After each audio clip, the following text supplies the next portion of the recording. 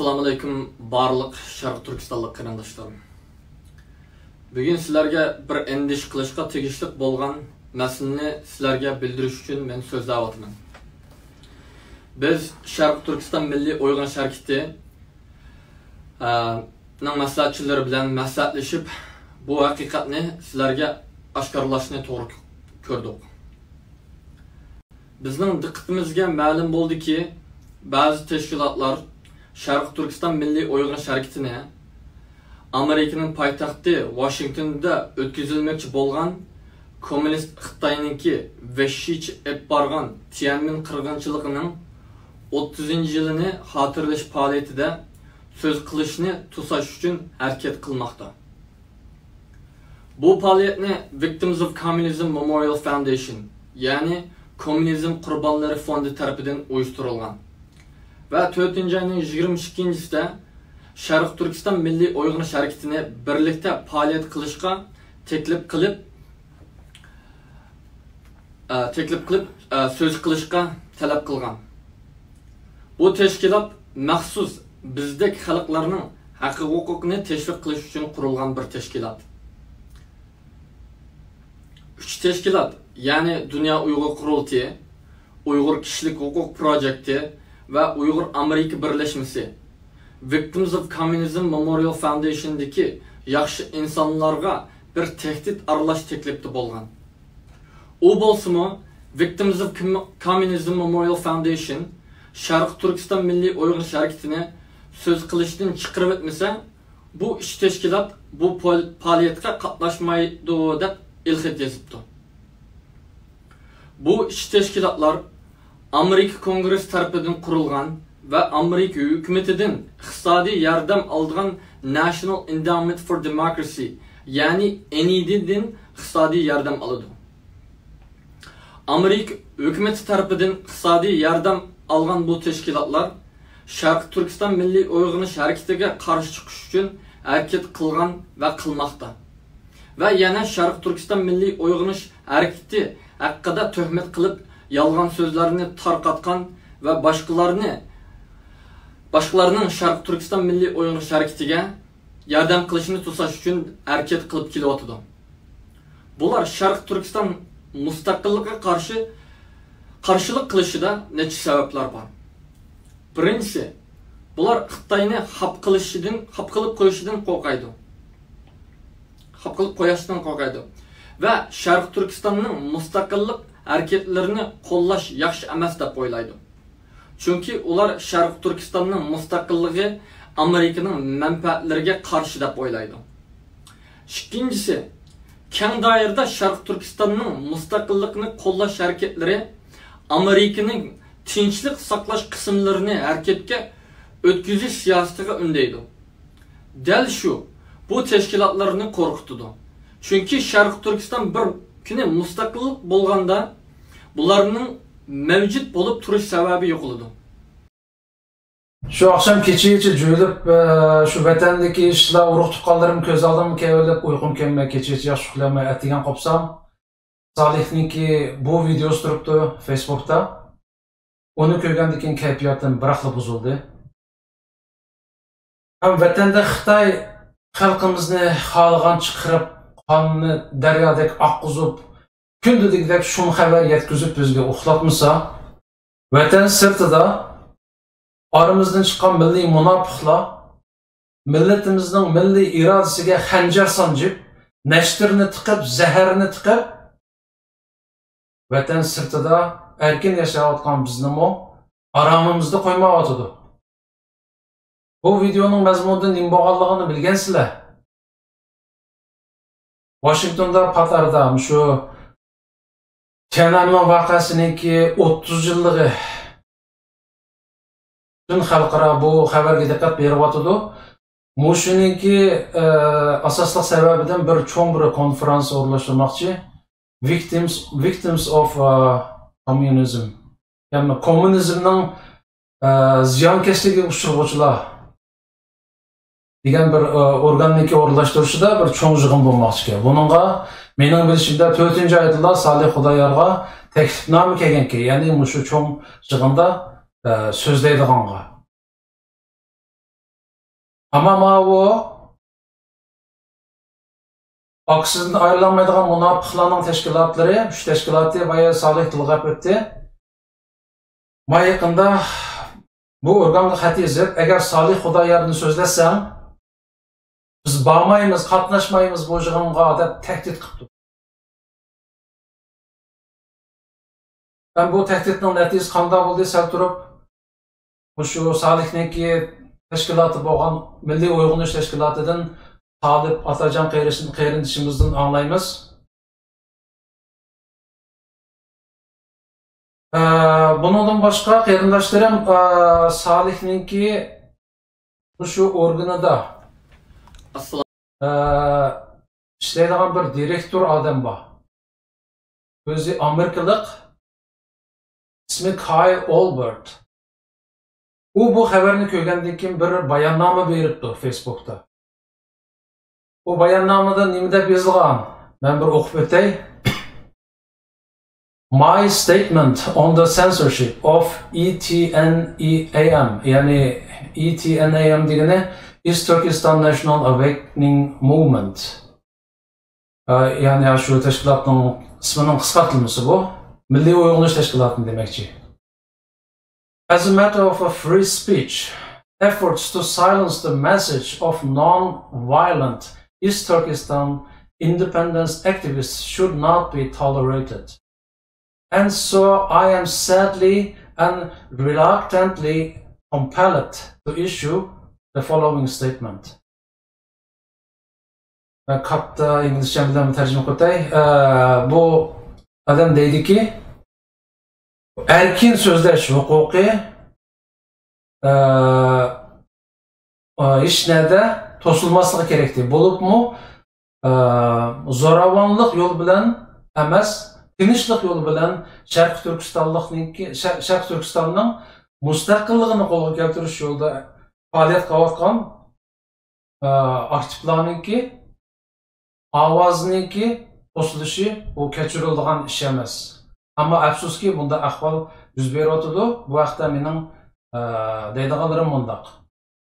I'm extremely disappointed that World Uyghur Congress, Uyghur Human Rights Project and Uyghur American Association issued an ultimatum to the victims of Communism Memorial Foundation in an effort to exclude the East Turkestan National Awakening Movement from participating in an upcoming event commemorate the 30th anniversary of the Tiananmen Square massacre. Bunun kısaltışı mezmuni, ben afsuslarda kaldı şunu gördüm ki Dünya Uyghur Kurultayı, Uyghur İnsan Hakları Projekti ve Uyghur Amerika Birliki yakında bir ultimatum e'lon qilib, xalqaro kommunizmning ziyonkashligiga uchraguvchilarni eslash fondiniki bir faoliyatida o'sha Sharq Turkiston Milliy Uyg'unish harakatiniki qatnashishining oldini olish. Agar ular qatnashsa, biz qatnashmaymiz deydigandek ultimatum berganligi meni qattiq afsuslantirdi deydi. In any situation, it's extremely unprofessional for any one group to issue an ultimatum to a third-party organization without first contacting the group they profess to have fallen with. Aslida deydi, ular bir professional, yani aqlga sig'arliq ish qila oladigan bir odamda bo'lgan bo'lsa, oldi bilan mushlar bu qatnashib bo'lmaydi deydigan bu organniki odamlar bilan aloqa qilib bir suhbatda bo'lish kerakdi deydi. In this particular situation, as I am ETNAM's Director of Operations, I should have been contacted directly by the WUC, UHRP and UAA to resolve whatever differences might exist in an amicable and professional fashion. Aslında şu üç Uyg'urniki organi Mavo Milliy Uyg'unish harakatiniki direktori bo'lgan men bilan aloqa qilib, Her qandaq ko'z qarash jihatdagi o'xshamasliklari va boshqa ahvollar bo'lsa, men bilan so'zlashishi kerak deydi. At no point was I or any other member of our organization contacted by these groups to resolve these issues. Afsuski, ular yoki men bilan yoki bizning organim tashkilotimizdagi hech qanday bir odam bilan bu vaqtda aloqa qilmadi dedi. Instead, an ultimatum was issued to a GOAT organization, VOC, who is trying their best to do what is right. Aksincha, ular bayaqi cho'ng faoliyatni o'rlashtirgan organ bilan bevosita aloqa qilib, ularga ultimatum berayotgan deydi. Ultimatum, bizim ultimatum deymiz-ku, ya'ni oxirgi ogohlantirish. Agar Salih Xudoyor so'z qilsa, biz yo'q degan oxirgi ogohlantirishni berayotgan. These actions detract from what should be the focus on this 30th anniversary, China's Communist Party and its brutal treatment of dissidents. Bu ish 30 yillik bo'lib o'tgan faoliyatga bir yomon ta'sir ko'rsatadi. I condemn in absolute terms all efforts to censor Uyghurs. All Uyghur voices deserve to be protected and respected. I urge all groups focused on this issue, whatever their beliefs might be, to behave professionally and to communicate directly, earnestly, and in a good faith, avoiding underhanded tactics to silence voices and perspectives which deserve to be heard. Men mushu har qanday Uyg'urlarning ovozini bosadigan ishlarni qattiq ayiblayman, chunki Uyg'urlarning ovozi mayli uning qanday ko'z qarashi bo'lishidan qat'iy nazar anglish kerakdi. Men hamma guruhdagilarning, hamma har qanday tashkilotdagilarniki bu ishga diqqat qilishini, mayli har qanday bir odamniki uning ko'z qarashi uning qanday bo'lishidan qat'iy nazar professional bir shaklda, ya'ni kasbiy xodimlardek bir ish qilib, dialog orqali bo'lgan masalalarni hal qilishini umid qilaman deydi. Bu endi mushu Milliy Uyg'unish tashkilotida ishlayotgan, direktor bo'lib ishlayotgan bir amerikalik do'stimizniki bayonoti. Ki munofiqlar sabablik. To'g'ri. 3 munofiq organ birlashib, bu xalqimizning asli sadosi bo'lgan mustaqillik sadosi u yerda yorilmasin deb burun 4-oyda kelgan chaqiriqqa ultimatum topshirishga jur'at qilolmay, bir necha kun qolganda ultimatum topshirib, agar Salih Ashari chiqib Uyg'urniki mustaqil bilan bo'lgan ish shu. Nayt inchik planlabdi bular-chi bu ishni. Shu bular azadilqi Xitoyniki 36 Yelisovich ish qildamasmi bular? Dastlab qilmagan gap shu vaqt az qolganda pokit qilib ultimatum topshirib, ya'ni biladi biz bo'lmasak bo'lmaydi u yerda deb o'yladi bu afg'onlar. Biz bo'lmasak bo'lmaydi, shunga biz ultimatum qilsak, ultimatumning ma'nosi bilasizlar, qarindoshlar. Oxirgi ogohlantirish qati. Ya'ni shuni qabul qilsam qilding, bo'lmasa biz yo'q degan gap.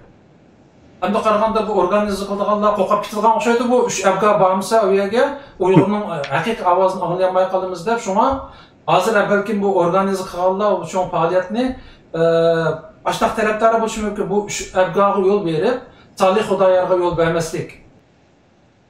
Endi hozir bo'layotgan rezilliklarni ko'rsa adam qaynab soladi haqiqatan. Qaynamaydigan odamni portlab soladi. Men bu biza qaynab solgan o'xshayman. Chunki men Salih Xudoyor o'tgan yili o'z qurgan tashkilotning nomida faoliyat olib berishga boshlagandan tortiblar ba'zilarning hech o'ttiranmay qilayotganligini, put ko'ygan to'qidek sakrab ketayotganligini ko'rib hayron has qoldim. Bu bir kichik bola. Uning qalbiga shu qadar bir mustaqillik irodasi o'rnaganki, bir volqon bo'lib portlab chiqdi. U bir erkin dunyoda yashayotdi. Amerika degan dunyodagi eng erkin bir davlat.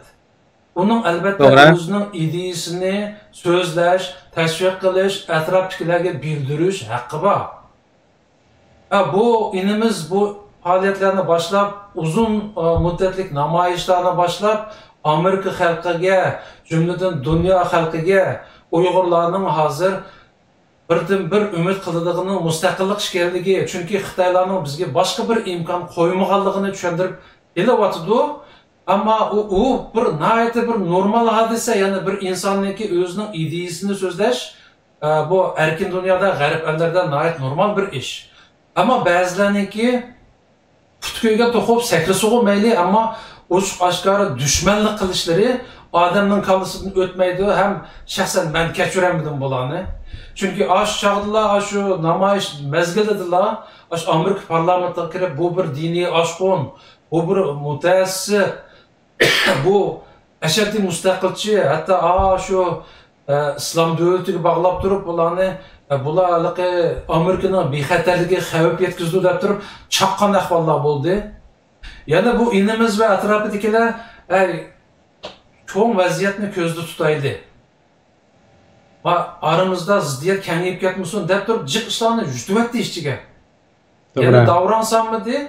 Ammo oxiriga kelganda ma'vo o'zimiz ishida satlasak maylitti. Hozir berib Amerikadagi bir cho'ng organ, xalqaro organning oldida satlashyapmiz.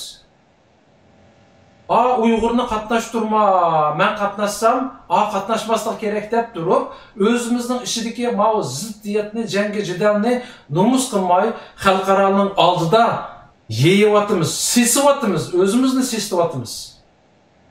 Bular bu qandoq sapa bilan bir faoliyat operatordi. Men tushunmadim, shunga men turib o'zim tuta olmay qolaman, g'azablanib qolaman, qaynab qolaman. Kishi demakki, menga o'xshash g'azablanayotganlar oz emas. O'zimizning ishida Uyg'ur tilida bir-birimizni tillab sesib o'taylik. Qo'shilmaydi fikrimizga. Aslo ishning yo'li unda bo'lmasligi kerak. Men o'zim fikrda qilaysan, o'zingning fikrda qol. Sen o'zingning yo'lda mang, men o'zimning yo'lda mang. Bu ishning yo'li bu bo'lish kerakdi. Ammo unda emas, sen mening gapimni anglashing kerak, sen gap qilsang bo'lmaydi, sening ovozing chiqsa bo'lmaydi. Bu bir mustunzorlik. Bu jahongirlik.